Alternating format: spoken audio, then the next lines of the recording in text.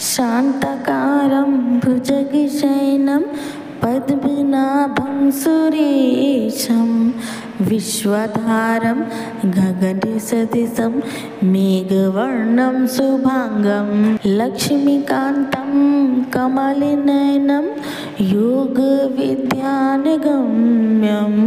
वन्दे विष्णु भवभयहरं सर्वलोकैकनाथम।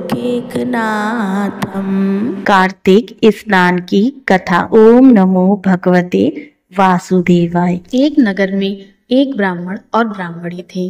वे रोजाना 7 कोस दूर गंगा यमुना स्नान करने जाते थे।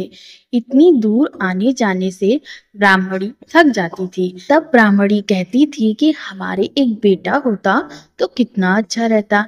बेटे की बहू आती तो हम घर वापस जाने पर खाना बना हुआ मिलता और बहू घर का काम भी कर देती। ब्राह्मणी की बात सुनकर ब्राह्मण ने कहा, तुमने बात तो सही कही है, चलो मैं तेरे लिए बहू ला ही देता हूँ। ब्राह्मण ने कहा कि एक पोटली में आटा डालकर कुछ मोहरे रख दो। ब्राह्मण के कहे अनुसार ब्राह्मणी ने पोटली बंद कर रख दी। पोटली लेकर ब्राह्मण चला गया। ब्राह्मण अभी कुछ दूर ही गया था कि उसे यमुना के किनारे बहुत सुंदर लड़कियां दिखाई दी। वे रेत में घर बनाकर खेल रही थी। उनमें से एक लड़की ने कहा कि मैं अपना घर नहीं बिगाड़ूंगी, मुझे तो रहने के लिए ये घर चाहिए। लड़की की बात सुनकर ब्राह्मण मन ही मन सोचने लगा कि बहू बनाने के लिए यही लड़की उत्तम होगी। जब वह लड़की जाने लगी तो ब्राह्मण भी उसके पीछे पीछे उसके घर तक चला गया। वहां जाकर ब्राह्मण ने कहा, बेटी अभी कार्तिक मास चल रहा है, इसलिए मैं किसी के घर खाना नहीं खाता। मैं आटा लेकर आया हूँ। तुम अपनी माँ से पूछो कि क्या वह मेरे लिए आटा छान कर 4 रोटी बना देगी। यदि वह मेरा आटा छान कर रोटी बनाएगी तो ही मैं रोटी खाऊंगा। लड़की ने जाकर अपनी माँ से सभी बात कही। माँ ने कहा, ठीक है, जाकर बाबा से कह दो कि वह अपना आटा दे दे, मैं रोटी बना दूंगी। जब वह आटा छानने लगी तो आटे में से मोहरें निकली। वह सोचने लगी कि जिसके आटे में इतनी मोहरें हैं उसके घर में कितनी मोहरें होंगी। जब ब्राह्मण खाना खाने बैठा तो लड़की की माँ ने कहा, बाबा आप अपने लड़के की सगाई करने जा रहे हो। तब ब्राह्मण ने कहा कि मेरा बेटा तो काशी में पढ़ने गया हुआ है, लेकिन यदि तुम कहो तो खांड कटोरे से विवाह करके तेरी बेटी को अपने साथ ले जाऊं।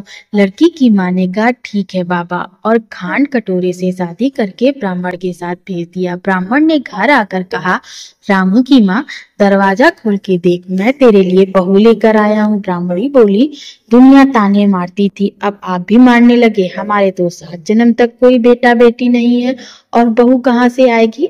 ब्राह्मण ने कहा कि तुम दरवाजा तो खोल कर देखो। जब ब्राह्मणी ने दरवाजा खोला तो सामने बहू को खड़ा देखा। उसने बहू का स्वागत किया, आदर सत्कार से अंदर ले गई। अब ब्राह्मण और ब्राह्मणी स्नान करने जाते तो बहू घर का सारा काम करके खाना बनाकर रखती, वह उनके कपड़े धोती, रात को पैर दबाती। इस तरह काफी समय बीत गया।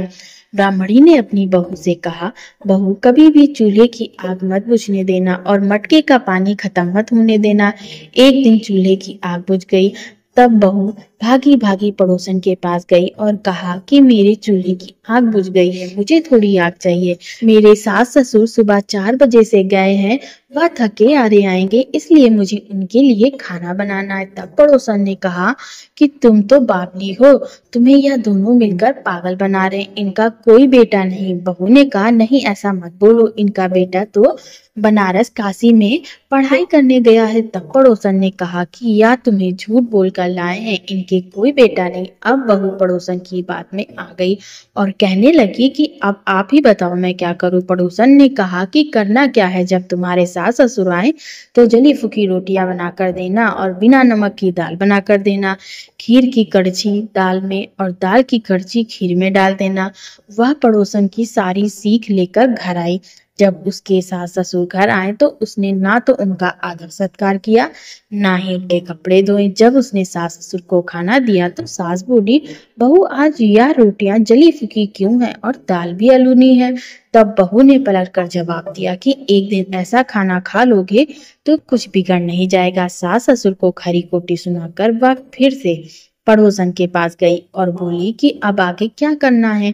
पड़ोसन ने कहा, अब तुम 7 कोठों की चाबी मांग लेना। अगले दिन जब भी स्नान करने के लिए जाने लगे तो बहू अड़ गई कि मुझे तो 7 कोठों की चाबी चाहिए। तब ससुर ने कहा कि इसे चाबी दे दो, आज नहीं तो कल इसे ही देनी है। तब सास ने बहू को चाबी दे दी। सास ससुर के जाने के बाद जब बहू ने दरवाजा खोला तो देखा किसी में अन्न भरा है, किसी में धन भरा है, किसी कोठे में बर्तन पड़े हैं। तब उसने सबसे ऊपर का 7वां कोठा खोला तो देखा कि शिव जी, पार्वती माता, गणेश जी, लक्ष्मी माता, पीपल पटवारी, कार्तिक के ठाकुर, राई दामोदर, तुलसा जी का बिड़वा, गंगा यमुना व 33 कोटि देवी देवता विराजमान है। वहीं पर एक लड़का चंदन की चौकी पर बैठा माला जप रहा है।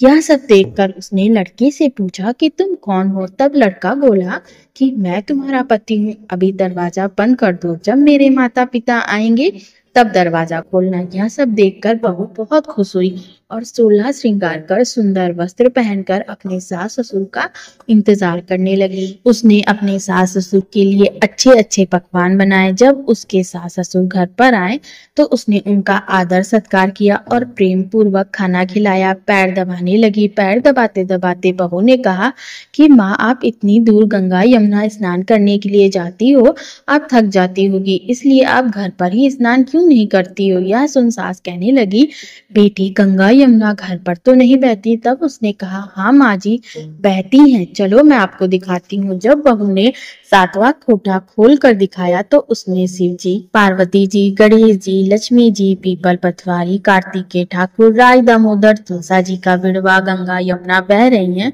और 33 कोटि देवी देवता विराजमान है। वहीं चौकी पर बैठा एक लड़का माला जप रहा है।